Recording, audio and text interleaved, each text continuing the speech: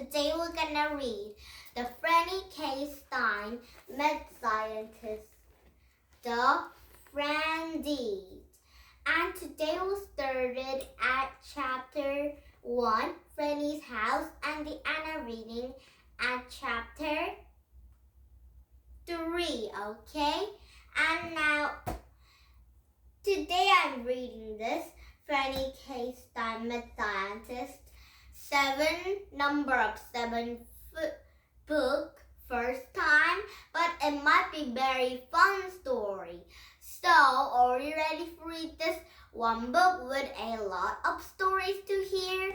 Now, here we go. And first we can read the Franny K. Stein Med Scientist, the Franny.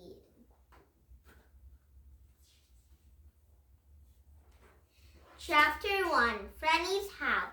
The Stein family lived in the pretty pink house with lovely purple shutters down at the end of a daffodil street.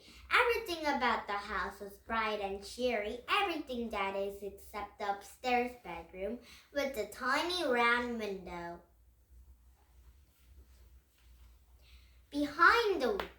Behind this window was Franny's room, which was also her laboratory, her med scientist laboratory. Franny wasn't your average med scientist. Franny wasn't planning to take over the universe of galaxy or even a world. Franny, Dwight, then maybe she would want to take over the world being med scientist and everything, but it seemed wrong to her somehow. It was temperature, of course. She was wearing the charge. She knew she could use her genes to do all of sorts of great things that people wouldn't let her do now. Like if she added a pinch of kangaroo DNA to human cells, we wouldn't need to take care of anyone. And if she had made everybody the whole kitchen a microwave oven, and she was just sat in the table, pressed the button, and everything would she cooked all at once. Or she could go ahead with her plan to just insert a sunscreen directly on the sun itself, so we wouldn't have to wipe it on ourselves all the time.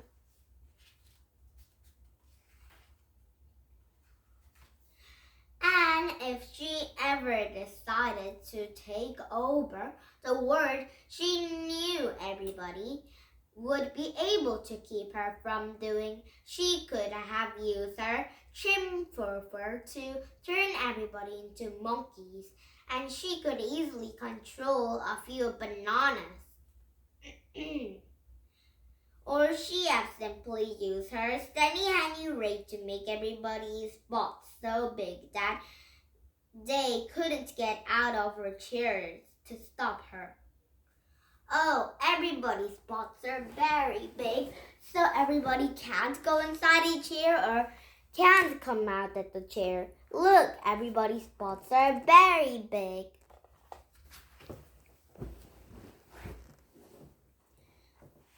And next page, and it will be happy and easy as pie to just turn everybody into a pie, which often made Franny wonder what she was thinking when she invented a machine that could turn people into pie.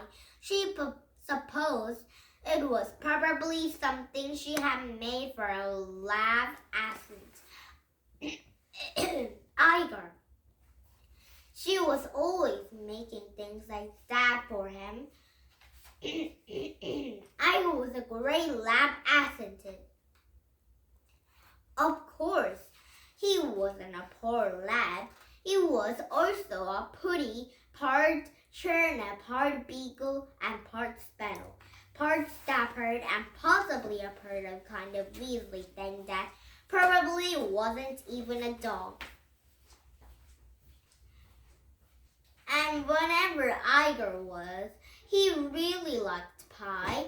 And whenever kind of mad scientist Franny was, she wasn't a type that would take over to a war but not be by force. That would be wrong. Chapter 2, Ouchie Couchie. Franny was getting ready for school and Igor was nowhere to be found. Franny wouldn't really need Igor to help to get ready, but it was a good idea to keep track what he was up to. And she had picked it up around the corner. She saw him watching his favorite show, Mrs. Weasley's Story Time. Igor! She yelled. Just what do you think you're doing? You know I hate this show, and if I think you'd be happier if you hated it too. And Franny grabbed his remote and pointed at the TV. Igor flew through the air and grabbed Franny's arms, whispering desperately to help her from the pointing device at TV. Let go, she yelled. And as they dropped it up for control, Franny pressed the button on the remote. And a hot red beam shot from a device and blew in a huge smoke hole of a couch and right up the wall behind for a moment. Two of them stared silently at the snoring sofa. That wasn't the TV remote, isn't it? She asked quietly. Igor shook his head. I shouldn't leave things like this was lying around. My couch, Mom yelled as she ran from the room. My favorite couch. That couch went with everything. Do you know how hard it is to find a couch that goes with everything? She looked angry at Franny and Igor. Who did this? Franny, brilliant mind. She had already formed a full lesson impression that she could provoke. It was Igor's fault. Igor knew he would probably get blamed for this and just closed his eyes and prayed. Franny's mom stood quietly staring at Franny. Franny began to open her mouth in a pin who was taking an Igor, but when she looked at her mom with wide, honest eyes, she couldn't do it. She knew that her mom wanted, and it was really my fault, Mom. Franny and mine. Thank you for telling the truth, Franny. That was I wanted. You still have to figure out the way to replace the couch, but since you told me the truth, I wouldn't punish you. And Franny's mom plucked a blaster from Franny's hand. And let's not leave these things that was lying around, okay? And Franny nodded. Now, get your stuff and go to school. Now, chapter 3. Let's get this party started. I think Franny are having a Laza party at school with Mrs. Shelley and a lot of more friends. Now, tomorrow will be started at chapter 3 and the Anna reading the stories or reading a chapter 3 scene 2, okay? And now, did you have fun? US English Country will come back with this book, but not this story because it might be a new chapter to read, okay? And now, bye-bye for now, and please thumbs up my YouTube, and bye-bye everybody, and have a nice day. Bye!